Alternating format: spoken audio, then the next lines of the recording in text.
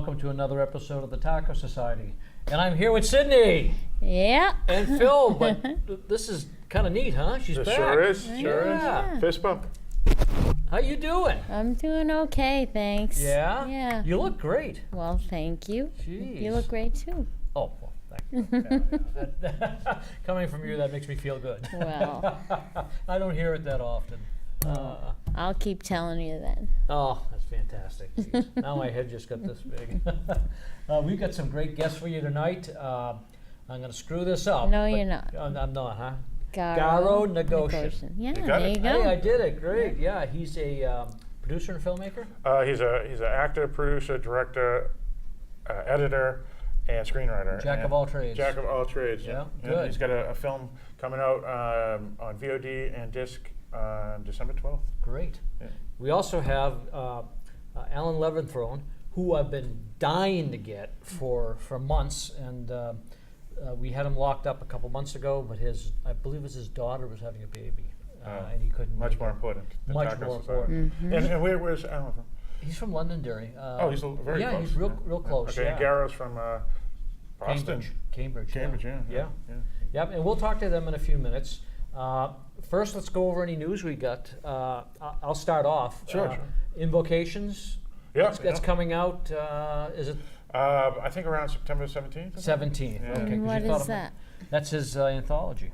Yeah, horror anthology. Nice. Yeah. 16 authors and Dan Lynch, actor from horror films, writes the forward, and MJ Preston is doing the artwork for the cover. All He did a great right. cover too. Yeah, sure Cool. did. Great cover. Yeah. Yeah.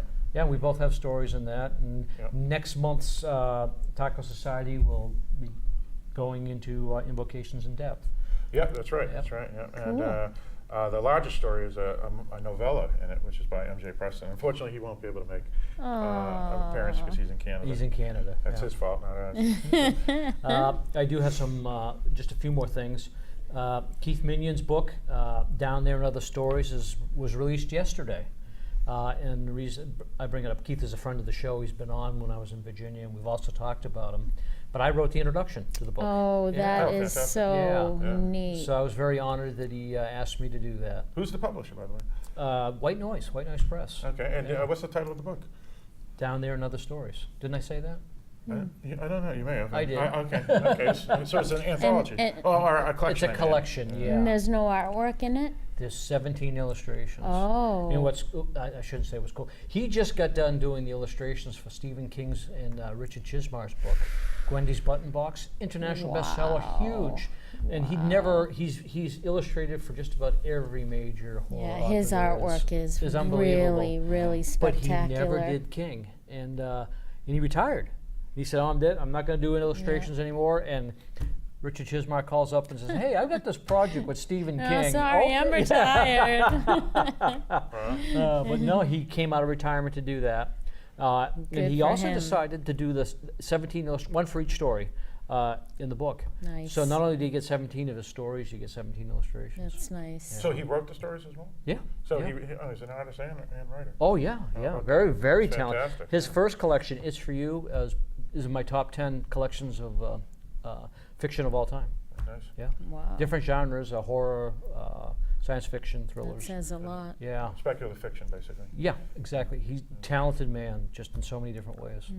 I would say so. Yeah, and he's off to England now, so have fun in England, Keith. Ooh, nice. Yeah. Just one little bit of news. We heard Dark Fuse has gone bankrupt, or they filed for bankruptcy, so they're gone, and they've come out. They've had a lot. That is such a shame. It is. I'm not going to get too much into it, but other than to say that we're sorry that Dark Fuse is gone. It didn't make it, Yeah. and we can talk to Allan a little bit because Allan Leverone was one of their authors. Oh, Wow.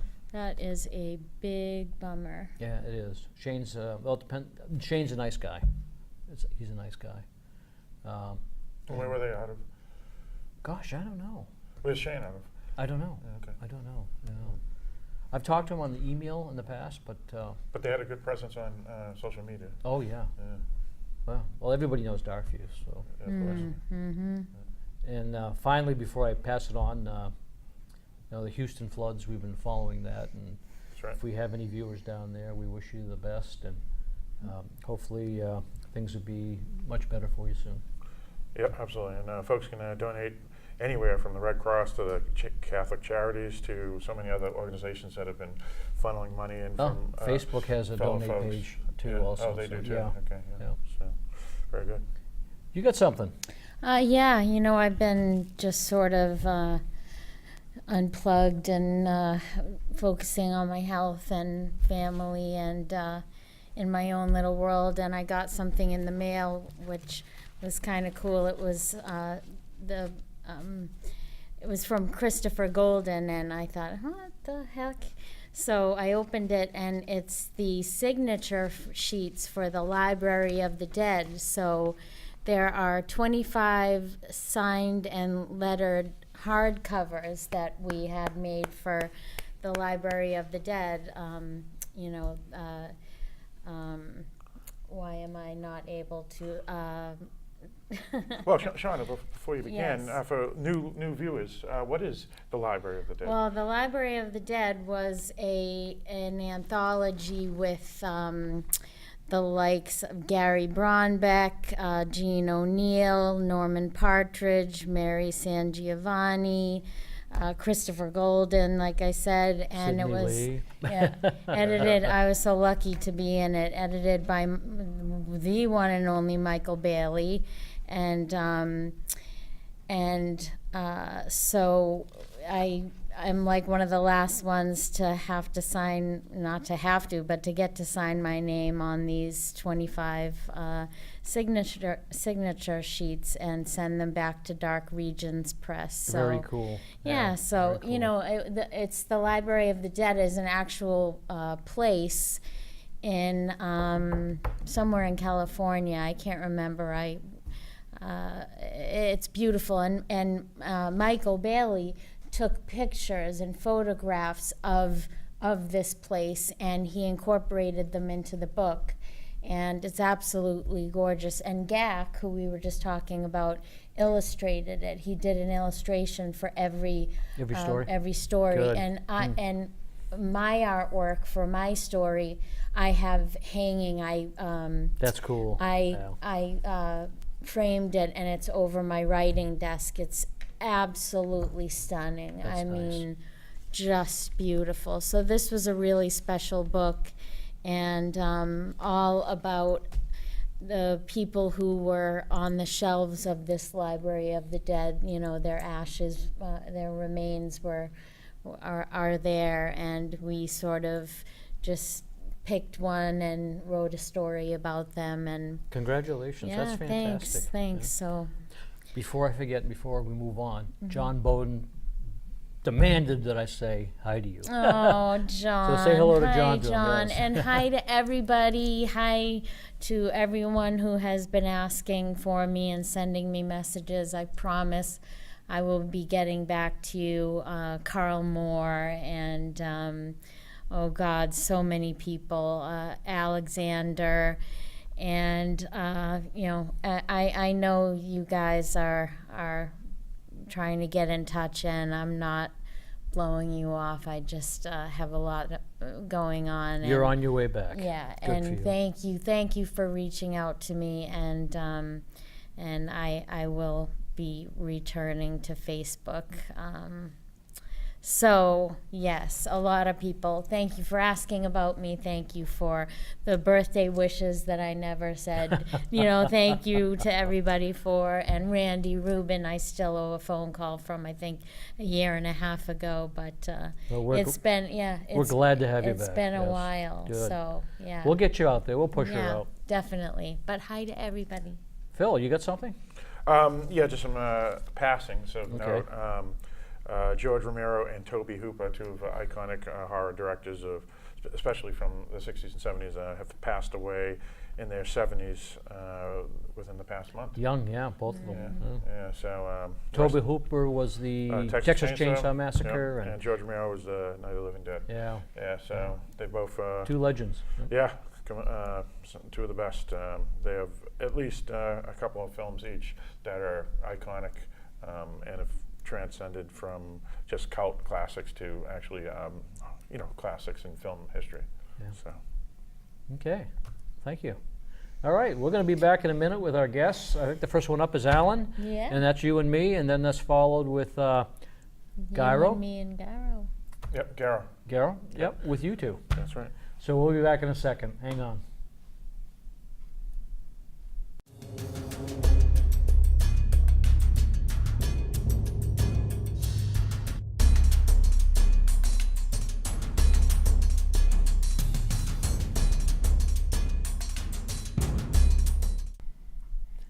We're back with our first guest, Allan Leverone. Thanks for having me. Very well done.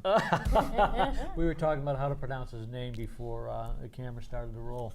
You're going to start with a bio, and then we're going to jump into the questions. Sure. So, Allan Leverone is a 2012 Derringer Award winner for excellence in short mystery fiction, as well as a 2011 Pushcart Prize nominee. Ooh, yeah. Very good. Congratulations. Thank you very much. His short fiction has been featured in Needle, a magazine of noir, Shotgun Honey, I love that, A Twist of Noir, Shroud Magazine, Morpheus Tales, Mysterical E, and many other print and online magazines, as well as numerous anthologies. He lives in New Hampshire with his wife, Sue, 3 grown children, and 1 beautiful granddaughter. It's actually 2 grandchildren now. I have a grandson too. Oh, I should have updated that. I apologize. congratulations. Thank you. Connect with Allan at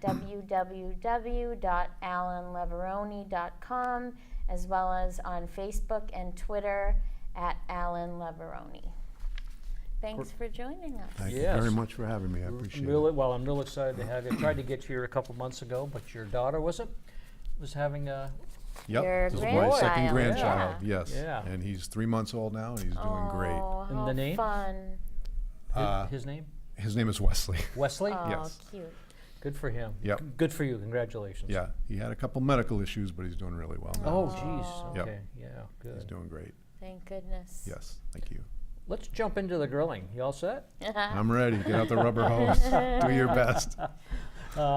Before we jump into your books, I do want to ask you a question about your day job. Okay.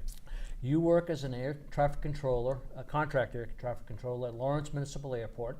I do. Oh, And 25 years prior to that, he worked at Boston's Logan Airport as an air traffic controller. I did. interesting. That's got to be one of the most stressful jobs in the whole world. Do you write for stress relief? How does that work? It has its moments.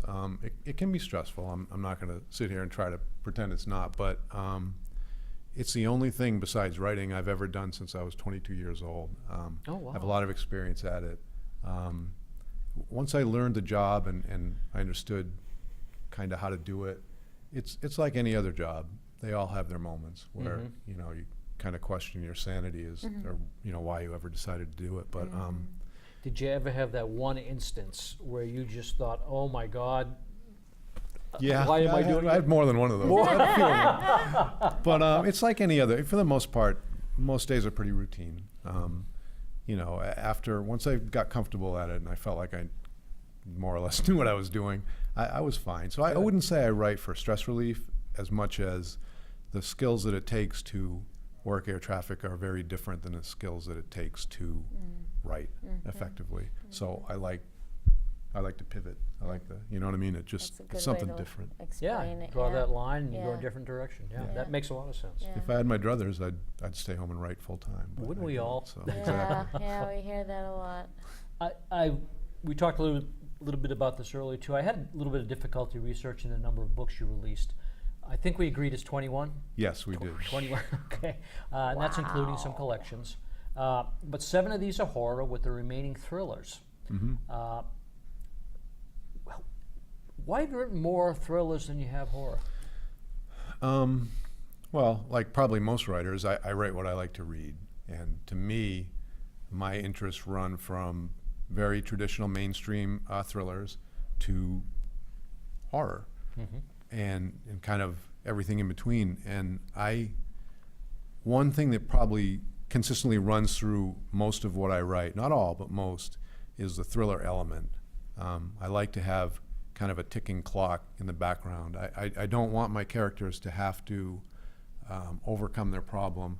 I want them to have to overcome their problem in a hurry or else. Yeah. And so even my horror stuff, I think of it more kind of like as dark thrillers than real. Not supernatural horror. Exactly. Yeah. Some of it can be, but it still has the element of a thriller for the most part. So really everything I write, I feel, is kind of on a sliding scale. It depends how dark it is, Sure. really. Yeah. So Well, let's stay on that for a little bit.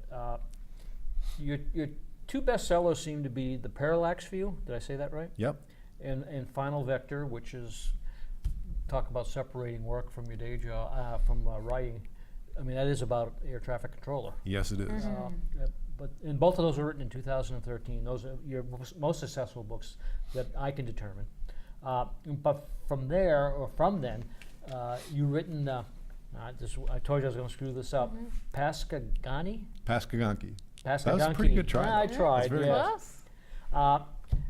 These all appear to be, pretty mainstream novels. Yeah, I would agree with that. Yep.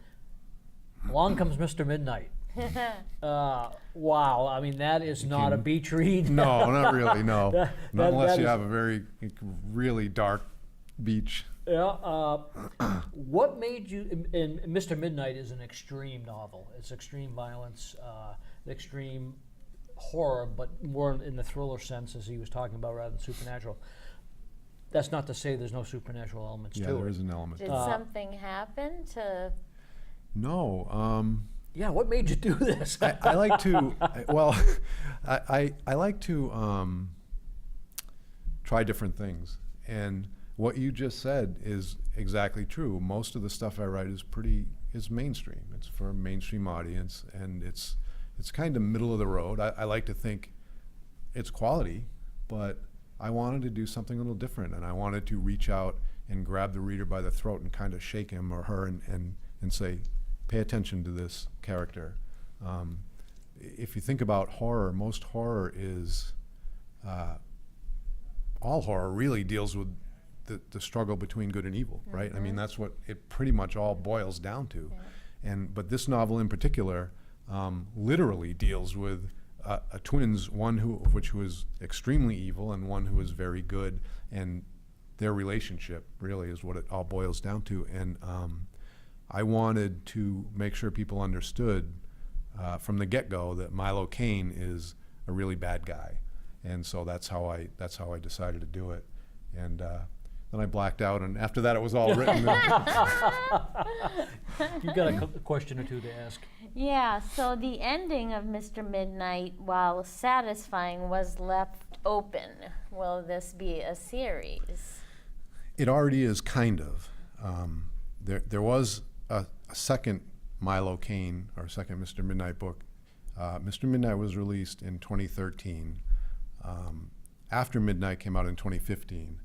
That's what it's called, After Midnight? After Midnight, yep. They were both released by Dark Fuse, and it deals, as you might imagine, as the title implies, it deals with what happens to the characters, the main characters in this book, Milo Caine, Kate Connolly, who's his sister, Kevin, her boyfriend, and their mother. What happens after the big showdown that forms the end of Mr. Midnight. And after that, I have had more questions about potentially a third Milo Caine book than I'm probably comfortable with, given how violent it is and how most people probably wouldn't want to admit to reading it. But I've had a lot of questions about that, and I don't really have any plans to write a third book at this time, but who knows? Who You knows? never know. Yeah, I definitely wouldn't say, I won't say never. Yeah, this isn't on our list, but just real quick, how was it to work with Dark Fuse? Just because they, It was terrific. yeah, Yeah, weren't they wonderful? Yeah, fantastic. Yeah. Real quick, I don't want to sidetrack anything, but I have nothing but good things to say about Shane Staley. Dave Thomas. Oh, I worked he's with so him. great, Dave. What a Oh, great guy. I love Greg. Dave. Greg Gaffune edited Mr. Midnight, and I was telling He's Tony one of off your the air. favorites. Yep. He Yeah. is. If I learned a ton just from working with him on one book. Oh, he that's he great. actually made the suggestion for the ending to Mr. Midnight, that kind of like a little final twist that makes that book, in my opinion, takes it from what I thought was a good book to a great book, and I'm That's really, awesome. really indebted to him for That's that. awesome. I learned a ton working with those guys, and Great. you'll never hear me say anything bad about them. Right. So the Lupin Project is your latest novel. Can you give our audience a short overview of that? Okay. When a high school girl's boyfriend is killed under horrific circumstances, the local authorities in the little tiny town where they all live will not accept her version of events. They don't believe what she says happened actually happened. There's no evidence that what she said happened actually happened, and they don't want to hear it. So she is forced to work with the dead boy's brother to try and get to the bottom of what happened to her boyfriend. And they have to hurry to do it because there's a clock ticking in the background. The very people that targeted her boyfriend are now targeting her and her boyfriend's brother. And so if they don't figure out what happened pretty fast, they're going to get it too. That's a real quick and dirty rundown of the Lupin Project. The whole thing is driven by a research facility in extreme northern New Hampshire in the sticks, where they're working on animal neural conditioning, manipulating animals' brains to get them to do things that animals don't naturally do. Wow. In this And case, that- wolves. Wolves, Yeah. exactly, and that drives the whole thing, Wow. the whole We're chaos. Running low on time, so I'm going to just jump to a different question here Absolutely. that comes next. I've read all three of your novels. They're all horror-based. And I made an observation, and we talked about this earlier too. You limit your characters in these books. There's not a whole lot of characters that we're following. There's some incidental characters, but you stick to pretty much 4 or 5 main ones. There's a lot of internal dialogue. They're thinking, wondering what's going on. In addition, your plots tend to be very focused. They don't branch off. Nope. Whatever that plot is, you stick right to it from beginning to end. Yes. I enjoy that kind of that style of writing because it makes it for a quick, fun read. You're not, as I mentioned earlier, you're not taking 4 weeks to read a book. You're taking a couple days to a week. How did you decide this is what you wanted to do? I'm a very linear thinker. I try to get from, when I write a story, whether it's a novel, a novella, a 6,000 word short story, or a 700 word flash story, I want to get from point A to point B with a minimum of fuss. Now that doesn't mean there's not going to be some detours and some secondary plot arcs and things, but I try to limit those because that's not what I'm interested in reading. I don't want to write a 1,000-word doorstop novel with 3 dozen characters and 2 dozen subplots. I don't. That's not what I enjoy. Does it interest you? I don't have any problem with it. Good for people that do it, but that's not what I like to read, so that's not what I like to write. It's a winning formula. I mean, like I said, sometimes you just want to read a book. Yeah. You don't want to think too hard. You want to escape. And your books are basically, quick, fun reads. That's what I'm going for. Yeah. Well, That's what you've done a good job. I'm going to ask you one last question, then we're going to get you read Okay. because we are running low on time. What's next? Well, right now I have, I'm working on edits and rewrites of the 6th Tracy Tanner novel, which is kind of a standard series of novels set back at the end of the Cold War. Tracy Tanner is a CIA black ops specialist, and she basically goes out and kicks ass. They're so much fun to write, Cool. and Good for she's you. like my favorite character that I've ever developed. Cool. And I intend to write. I'll never kill off Tracy. If I kill off Tracy, then I'm not writing anymore because I love that character. Well, you've got 6 of them so far, so. Yeah, exactly. Yeah. So that'll be out hopefully late fall maybe, and then I'm working on the very first draft, so it'll be a while, of a noir crime novel, just to see if I could do it. Yeah, I've written great. a lot of noir short stories, Yeah. and I love them, and I just never I don't know if I can pull off a novel, so I want to find out. We'll So find out. that's You what get I'm a doing lot of now. writing done, though. I don't, I don't get out much. I sit there, that's what I do. Let's get you to reading here. Okay, this is from Mr. Midnight. This is, geez. yeah, but it's okay. It's Okay, good. We're I a won't- PG program. Yeah, here. no, it's okay. I think everything will be okay. So here we go. The younger woman leaned her boyfriend onto the chair. His bloody chest was laid across the seat, and his head flopped down on his arms. The girl was breathing heavily, almost panting from the energy she had expended moving him. He probably weighed close to 230 pounds, and she was a tiny thing, probably no more than 110, so obviously it had taken all her strength to drag him across the room. I can't get him up there by myself, she said, looking at Milo pleadingly. Just let me lie him on the floor on his back to minimize the bleeding, and I'll do whatever you say, I promise. Let me get this straight. You'll do whatever I tell you to do, as long as I don't make you put him in the chair. That's right, I promise, she whispered. Well, Milo replied, that's quite the generous offer. Let me see. He crossed his arms and cupped his chin in his hand, pretending to be deep in thought. He knew he should be hurrying things along thanks to the complications that were bound to arise from the dead cop lying on the floor, but this was just too much fun to pass up. No, he said after a satisfying pause. Please.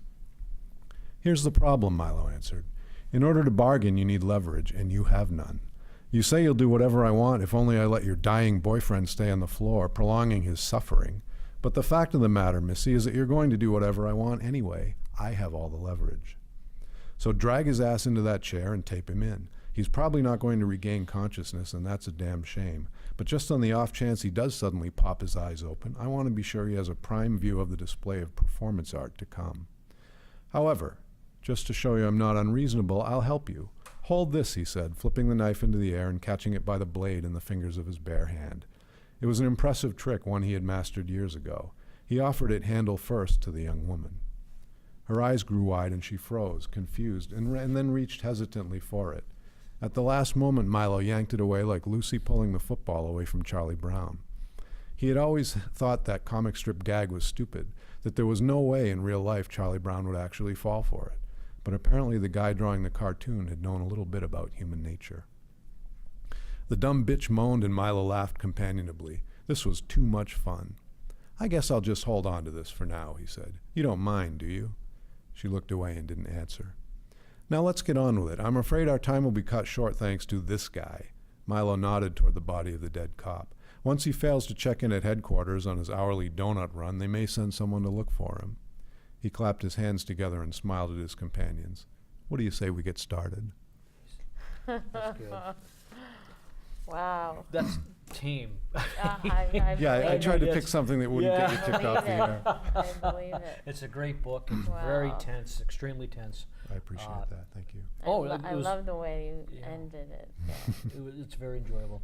Thank you very much. Thank you for Yeah, having me. thanks, Yes, you have a Alan. great reading voice, by the way. Yeah, Is that right? Yes, you do. I'm told I have a face made for radio. Thank you. Thank you very much for having me. We'll be right back with Sydney again, and with Philip, and with Garo. Yeah. Yeah. Back in a second.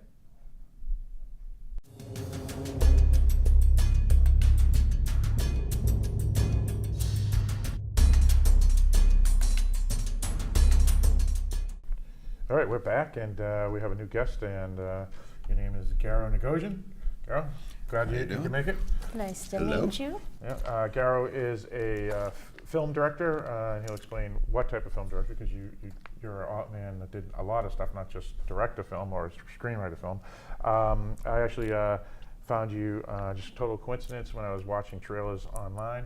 I found your film, and then I noticed on Facebook that you guys were having a showing during the festival run of the film, or the general, pre-release of the film. And it was coincidentally, it was in Somerville, Massachusetts, and I happened to show up and got to see the movie on the big screen. But before we get into any questions and what your film's all about, Sydney, you have a bio I of Garo. do. So Garo, you are a 2-time Boston Film Critics Award winner for film programming, not filmmaking. Still, though, that's pretty cool.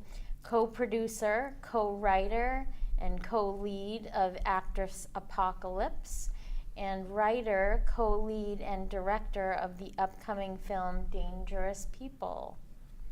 Very cool. Yeah, very cool. And that's the Yeah. film I actually got to see before it's been Awesome. released. Yeah, and actually, it was released, not released, but it was shown at a festival in Springfield, the Scaricon. Yep, Just, it's been in a couple of film festivals. yeah, which is cool. And I know you have about 20 reviews already for it.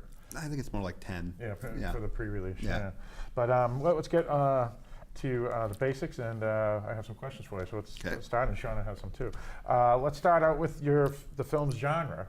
A few years ago, Quentin Tarantino and Robert Rodriguez released a film called Grindhouse, and that's a new wave of faux 1970s type of drive-in movies. Why don't you explain what midnight movies, grindhouse films, exploitation films, or drive-in films mean? I mean, basically, they're just exploitation movies for the most part. They were released in the 70s, to grindhouse theaters and drive-ins and stuff like that. They weren't the considered like the major movies, they weren't the A pictures. These were like not even the B pictures. These were like the C and D pictures. But there was a lot more heart and ingenuity in them because they didn't have huge budgets, and that's why those movies are still looked upon fondly today, 30, 40 years later. There was definitely a lot of interesting stuff going on in those movies. It's kind of and I kind of use those as kind of a jumping off point for what Dangerous People would become. Now, the Dangerous People, the new film, I've read numerous places that it is a faux drive-in film, and which you just explained what that was.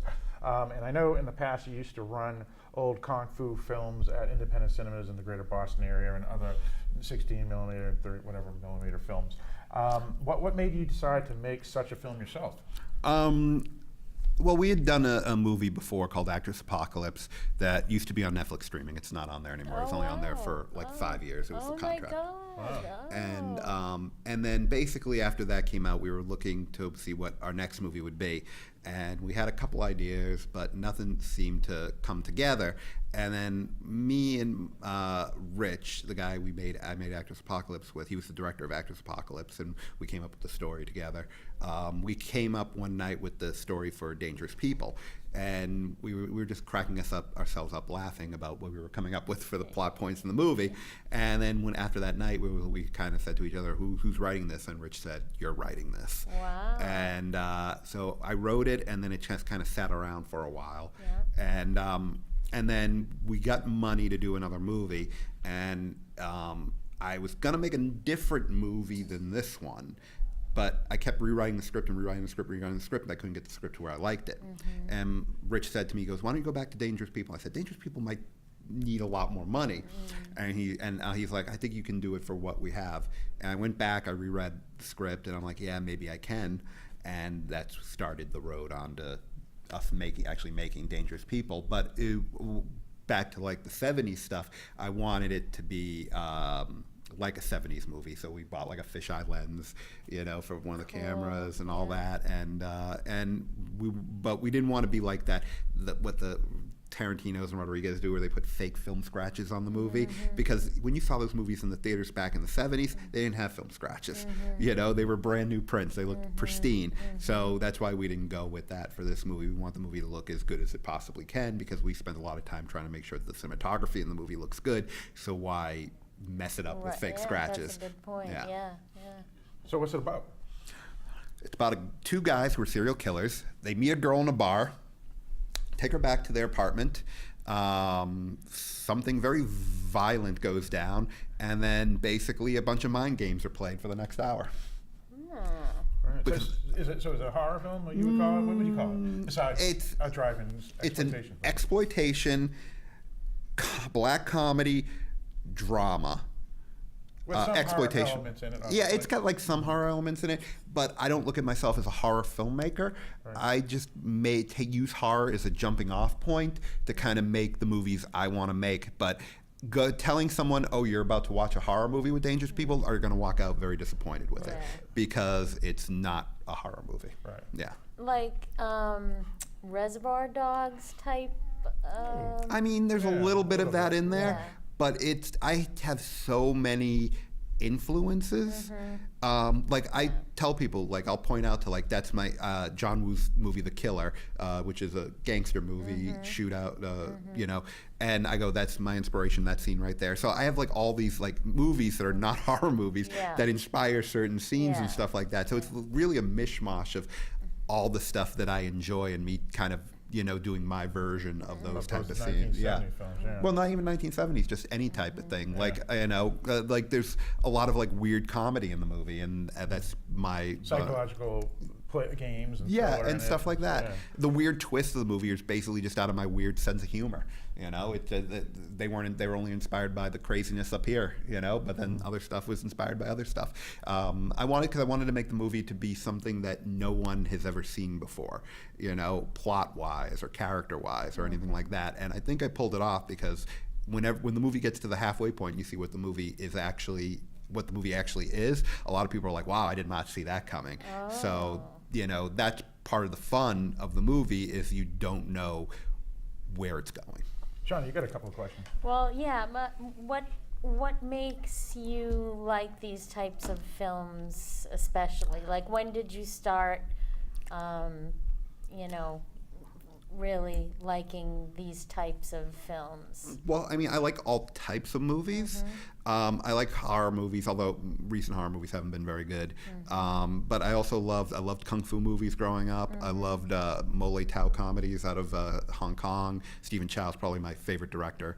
You know, and he made Kung Fu Hustle and all that. And it's just like, I love Martin Scorsese's films, you know, stuff. You watch those, they're impeccably directed. I just have a lot of like inspiration from a lot of different movies. But I feel you can get away with more from like horror movies and exploitation movies and stuff like that. Like you can really push people's buttons with those type of movies. So that's why I kind of play in that genre. But that's not to say I won't someday make a straight comedy or something else, or straight action movie or something like that. But I just enjoy, when you're dealing with a low budget, you gotta play with what you can, you know, and that comes up with outrageous stories, outrageous characters and stuff like that, because those don't cost a lot of money. What would you characterize, you know, The Greasy Strangler? I haven't seen The Greasy Strangler. It's on my Amazon Prime watch list. I'm trying to decide what to characterize that as. That always looked to me like it was like a kind of Tim and Eric type movie. You know, that's kind of what it looked like, where it was more of kind of like a weird, gross out comedy. It was pretty heinous. Yeah, it was disgusting. I kind of wish I hadn't seen it. I'm going to skip one of the questions. He already answered it. You have two impressive actors besides yourself as leads in the film. Some would say great talents and charismatic. How did you find them, and how were they casted? Well, Rich found Angelina. She's a Playboy model, and you know the movie takes place in the early 1970s. So we wanted someone who had that like 70s Playboy model body, and she had it. And she's a good actress, and she got the script. She got like the weird comedy of the script and stuff like that. So she came in and she got everything perfectly. And Vincent Stalba, I got to know working on other people's productions. And when I had to fire my original lead actor, I brought him in, and because I had seen him on a bunch of other short movies and stuff like that, and he was fantastic. Like, great range, and I needed someone with a great range to play this role.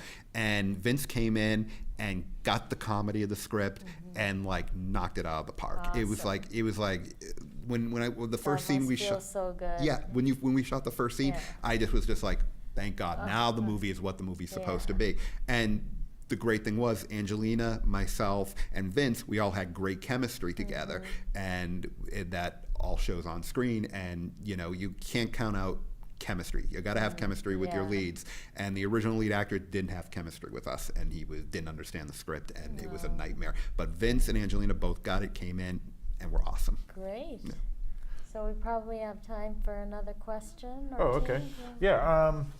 I guess a two-part question, which is, can you explain the issues of the festival circuit, places to watch the film, such as VOD, and the cuts to the film, the final pickup and distribution of the film, and as a result, what is the date of release and how people can actually see it. Well, SGL Entertainment is releasing it December 12th on Blu-ray and DVD.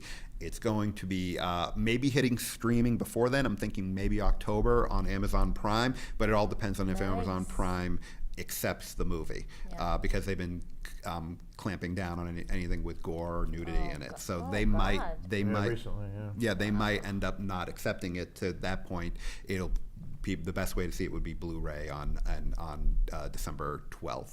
I'm thinking like in the next month it should be available for pre-order on Amazon. Nice. But yeah, I mean, check out the movie. It's a fun movie. I know we're running out of time, so I can't really get into the film festival circuit thing. We got like a minute left. I'm sorry, I'm producing this segment. But yeah, so December 12th, check it out. I think you'll enjoy it. It's a fun, crazy ass movie. Yep. Yeah, I mean, I like it, but I'm biased. Of course. Well, And we I've have- actually seen it, and it was damn good, yeah. We have time to ask what's next. I don't know yet. I'm waiting to see how this does and then making a decision once we see how this happens. I'm going to make another movie. I have 3 different story ideas going around in the old noggin, and when I know how much money I'm going to have to work with is when I'll pick which one to actually write. Well, that's great that you have so many ideas. Yeah, well, maybe none of them are great, but we'll work on making them better in the writing. All right, fantastic. Yeah, So this is fun. yeah, I'm glad you were able to make it up here. I know even though you're only 20-something miles away or 30-something miles 60. away. So is it that far Yeah, from it's Boston yeah, here? it's 60 Okay. miles, yeah. Yeah, well, either way. Thanks for making the No hike. problem. Yeah, but I'm glad you made it and suffered through the traffic, but so be No it. problem. But anyway, I appreciate your time and Yeah. great to have you. Yeah.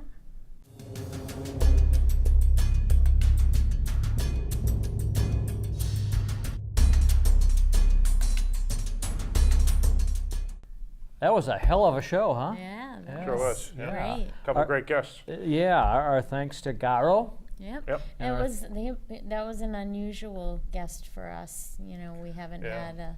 Yeah, usually we would just have authors, but Yeah. change it up a little bit. Every so often we get an artist or a movie director, and Yeah, this is that was a new it was Yeah. great. And Allan, that's always fascinating to hear another author talk about his work. And, Yeah. Too bad about Dark Views, Yeah. Yeah. Well, but Yep. you know his work lives on. it so. does, yeah. Thank you very much for watching. Next month we're going to be talking about invocations, and we're going to try to have 5 other authors here besides the 2 of us. We're both in that anthology. That sounds exciting. Yeah, so you'll be in charge that night. You'll be All grilling all of right. us. That's right. Yeah. Thanks a lot, everybody, and we'll see you next month. Good night.